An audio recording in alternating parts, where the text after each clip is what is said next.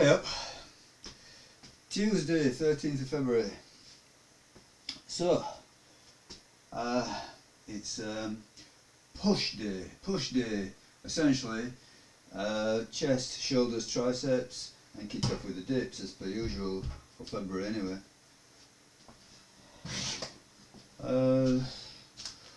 Don't know, from what I'm seeing it's all looking pretty solid actually.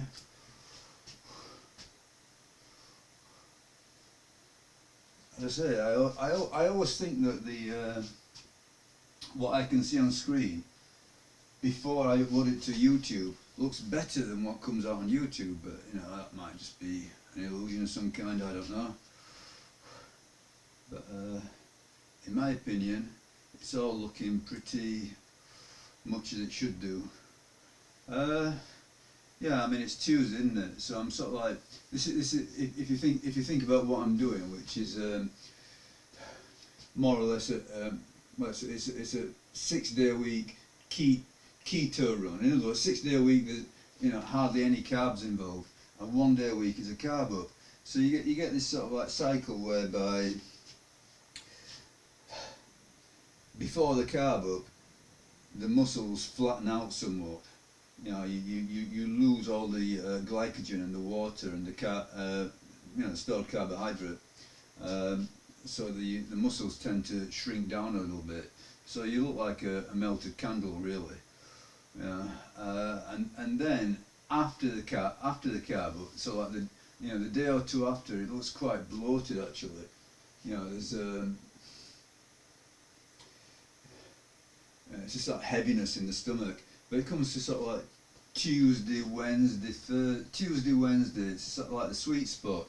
That's when I think that the best effect is had. Visually anyway. Performance-wise it might. Well, yeah, performance-wise it's better immediately after the carb up. So the couple of days after the carb, especially the day after the carb up, that's the best performance. But yeah, so midweek it's sort of like you get in the sweet spot, I suppose. You've still got glycogen, but the stomach is not bloated and bulky. Anyway, then you come by the time Friday comes around, yeah, it feels pretty. You feel pretty washed out. No carbs.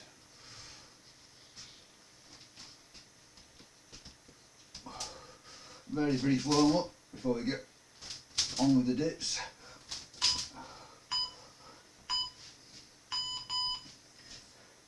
I was watching the powerlifting from Sheffield. Apparently it's a prestigious event. It's the IPF, so like invited best in the world. I don't know exactly how it works, but they're good anyway. Let's put it this way: it's only the top performers, the top lifters. I was thinking, I was watching. To me, I can watch it, but I would imagine that for the general public, it's extremely boring. I would suppose it's very robotic. It's the same thing over and over and over and over again. It's almost like a scientific experiment designed to, break these lifters. What is the break point of these lifters? Having said that, when world records are falling, so I'm thinking about most sort of like performance-based sports, like for example, the 100 meters run the 100 meter sprint is very prestigious, but you can make the same argument. Well, it's just it's almost like a scientific experiment. They all line up, run 100 meters, and those who can get there the fastest. Yeah. So.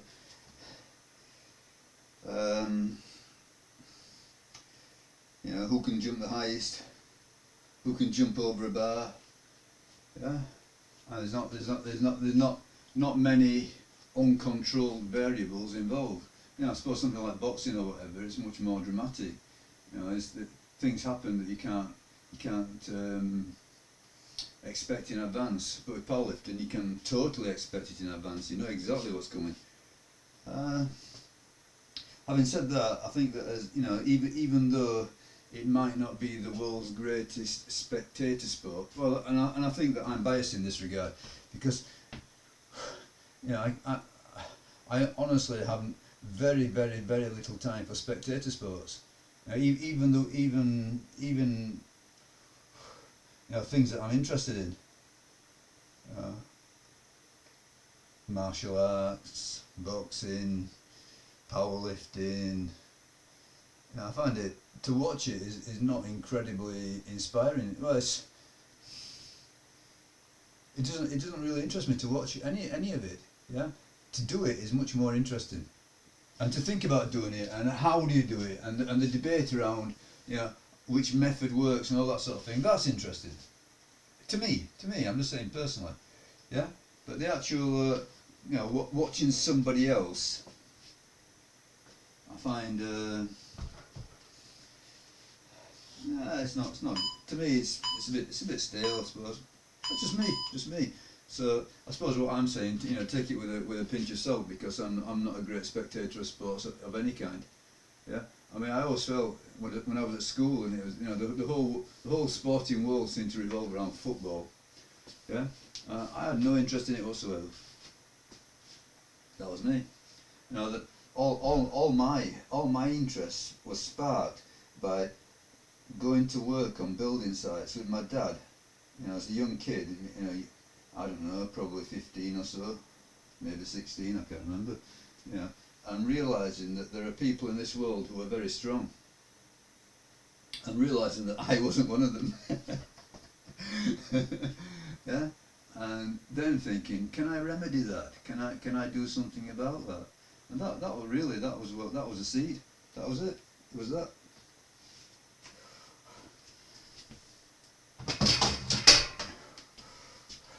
Okay, a little bit of this bull worker, just warming up. As I say, I have been using this after workouts. I'm gonna say provisionally, without really knowing, and I'm gonna say it's effective. You know, simply because it is so difficult. Yeah, it is not. It's not not a breeze by any means. You know, I've been doing sort of like 30-second holds repeatedly. So hold it in place for 30 seconds, hard as you can, 30 seconds like that, and then a minute off, and then repeat. You do it about 3 times, and gee, you know, you're like, it's an absolute killer.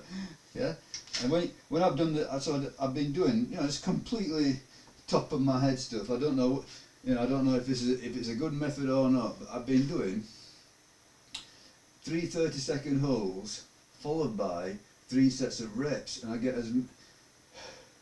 usually I go again. It's about 30 seconds worth of reps. So I just rep out for 30 seconds, like 1, 2, and never really let the tension off completely. But yeah, you know, that's very hard as well. So yeah, it's I think it, you know, very likely it is an effective tool. And I've only been doing 2 movements. So the first movement is this one that you can see now. So I hold it fairly close and press it in. And the second movement, I've been doing this where I hold it arm's length and pull it apart, which I take is more for the lats, the back and rear delts. And also this close, so out, so extended arms and close, yeah. But yeah, I'm just sort of like giving it some light pressure, just by means of warm up at the moment. I'm not trying to do it vigorously, but I will do after this workout. Yeah, so I'm gonna say, you know, I'm quite optimistic about the bull worker. So get one if you can. I don't know. I got mine. You know, as I said, dirt cheap, so I thought I'm going to try the experiment. You know, I've seen some on eBay or whatever, and they all seem to be sort of like £40–50. You know, I'll be very reticent about spending £40 or £50 on a bull worker. But if you can get a cheap one, more power to you. Okay, so dips. We're on the dips today. First of all, I'll do a single just to acclimatise.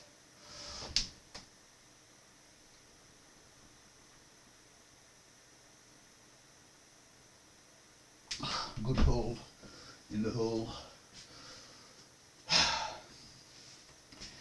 And what we're going to do today, well, as per usual, that was the last performance.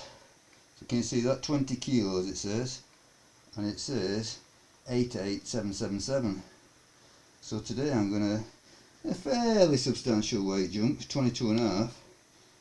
I mean, I do feel that I'm getting onto sort of like the heavier end of what I can dip for. I think it's one of those movements that you got to be a little bit careful with. I don't want to make sudden jumps in loading, because I feel that, I don't know if it's probably just my individual injury history, but I find that my shoulders have got a little bit of a twinge, and my elbows got a little bit of a twinge, so play it a little bit safe. But I've got 22.5 kilos loaded up, so it's a 15 and a 7.5. I'm trying to get this around my waist without dropping it.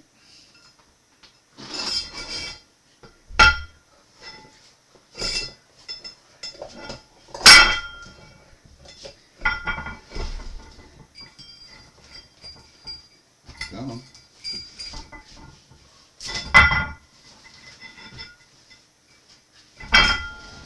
Okay, so far so good. So can you see that? That's a 15. That's a 7.5, if you can see it. If you can't, well, it is. So that proves it.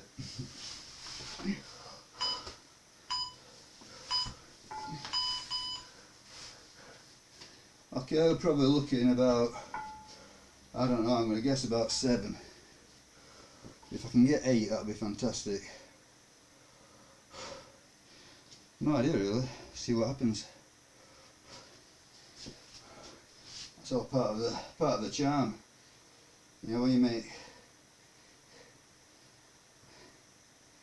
make your adjustments, you're not sure what's going to happen. We'll see. Oh, well, I'm messing about this timer.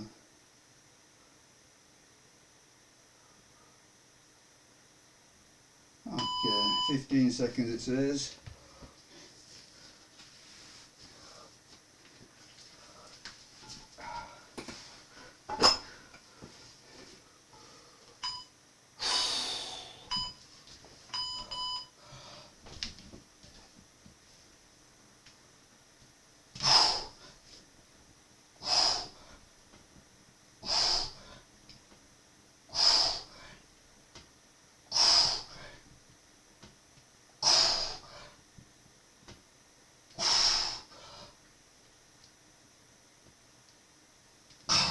I counted 8, so that's 8 reps with a 2.5 kilo increase. So that's another great advance really. And as I said before, if the first set improves, I call that a win. Whatever happens, I think that the hardest set, the best performance is likely to be the first set before you get tired. Yeah, so 20 for 8 last time, 22.5 for 8 this time. So, as things are going, the experiment of 6 days a week, repeating everything twice, so push pull legs, is successful. So far, as I say. Is that focusing? Oh, it's focused on its own. Don't need a zapper. So I'll probably get 7 next time. That was a hard 8, not an easy 8. Yeah, but powerlifting,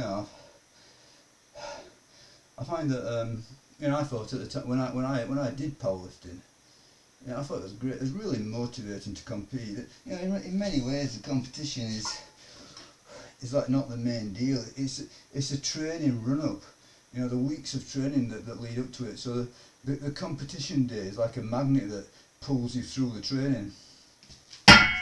You know, it motivates you to do the, you know, the hard training that is required to perform on that day. And yeah, I mean, you know, and I always used to sort of it's all swings and roundabouts, but you know, I always used to find myself sort of like dieting down before the competition. So you know, that made the training even harder. So you're doing it in a calorific deficit, but on the day, you know, it was always the case. You know, you had to weigh in about, you know, very soon before you lifted. Hold on, let's get this one out of the way. 7, hopefully. 7 is a target.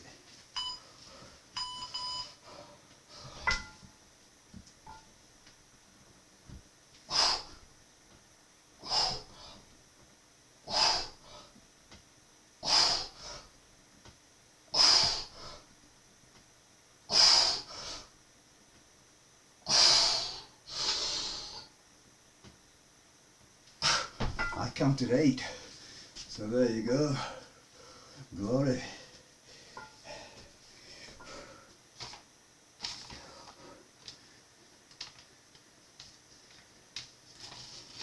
Very good. Okay. So yeah, that definitely confirms that this is a good session.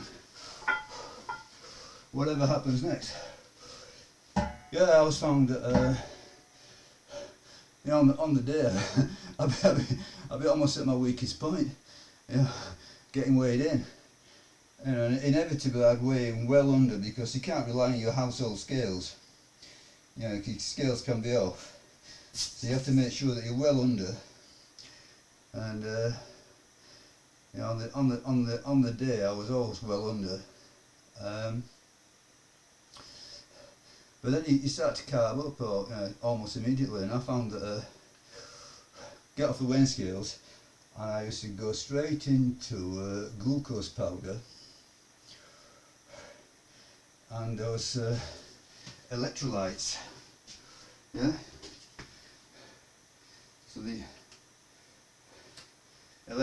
electrolytes, because you've been losing fluid to weigh in. Yeah, so very often I'm thinking about it now, and it's all coming flooding back to me just thinking about it. Yeah, so the actual immediate day before the weigh-in, the day before the competition, no water.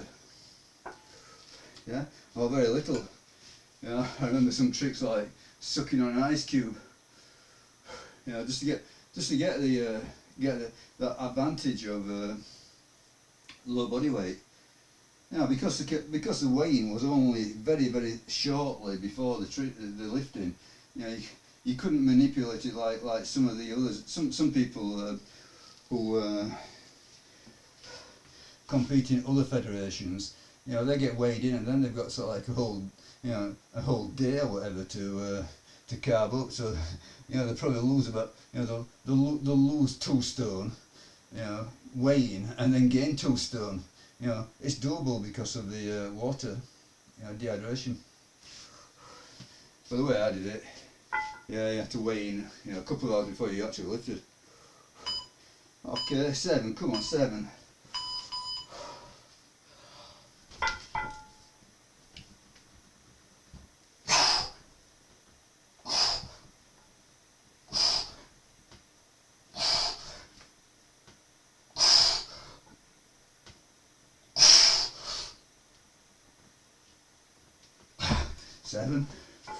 Yeah, so far 887 is matching what I did before with 20 kilos, and now I'm using 22.5.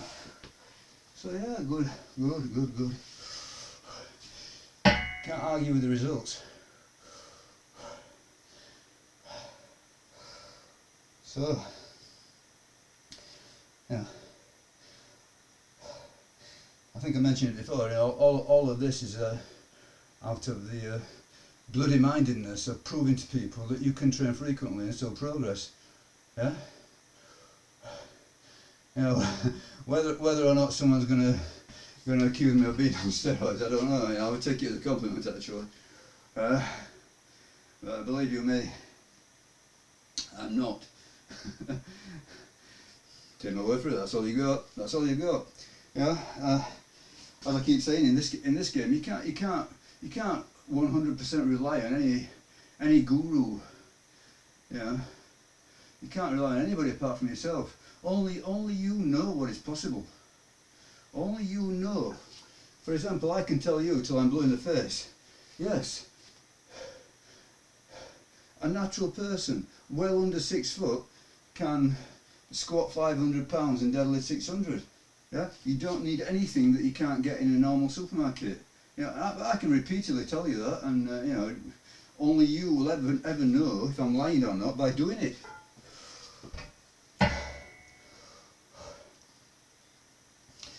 You know, can you deadlift triple body weight natural? Of course you can.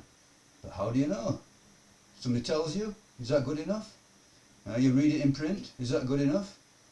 Okay, you have to do it. Yeah. Okay, I know I've talked a lot about powerlifting because I've been watching the powerlifting on YouTube.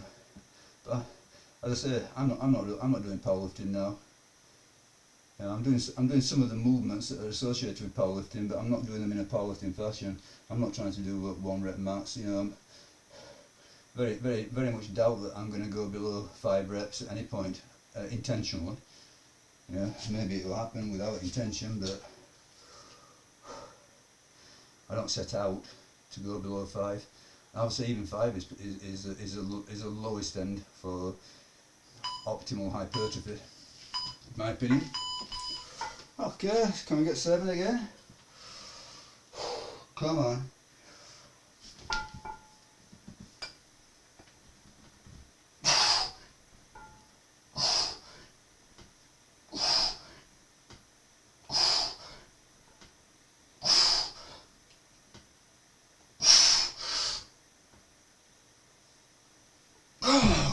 Right on the way, but 7. Okay. 1 more set to go.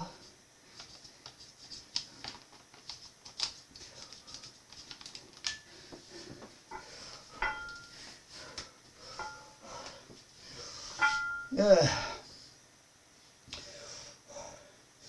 Yesterday I had I went a little bit heavier on the pull-ups, so I made quite a substantial weight increase on the pull-ups.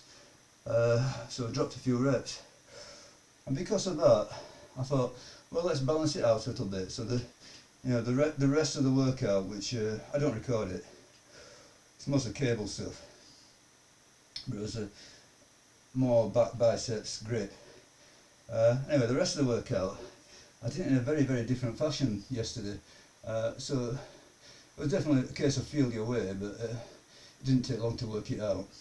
So loaded the machine, most of the machine, yeah, the cable machine, loaded it so that I could get a minimum of a 45-second set and a maximum of 1 minute. So I capped it at a minute. So the first set I did fairly light and just took it to the minute mark. If that was very easy, I'd add a little bit of weight for the next 4 sets. But generally speaking, yeah, I got it just about right. So yeah, I mean, some of the sets were 1 minute, some of them were 50 seconds, and the minimum was 45 seconds. And it was a case of, almost, because the reps didn't matter. You're just going for the time. The reps didn't matter. I didn't even count the reps, but there was no incentive to speed up at all to get more reps.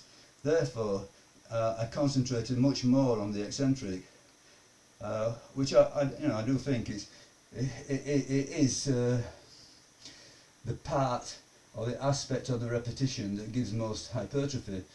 I'm willing to believe that.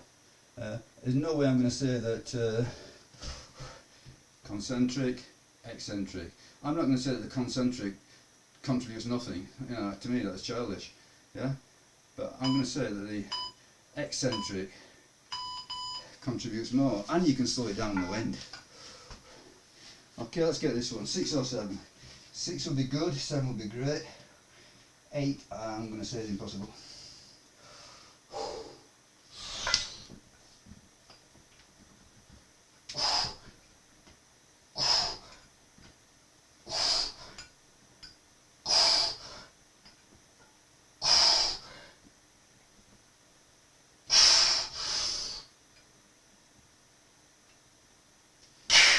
Seven.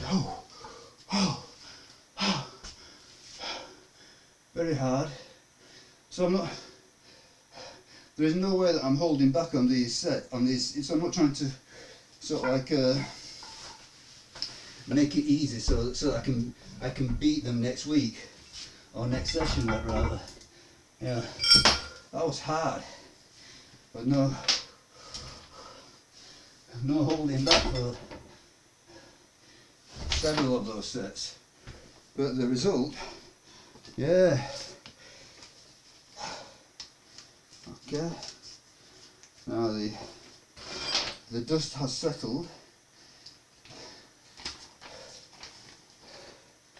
The result, hopefully you can see it.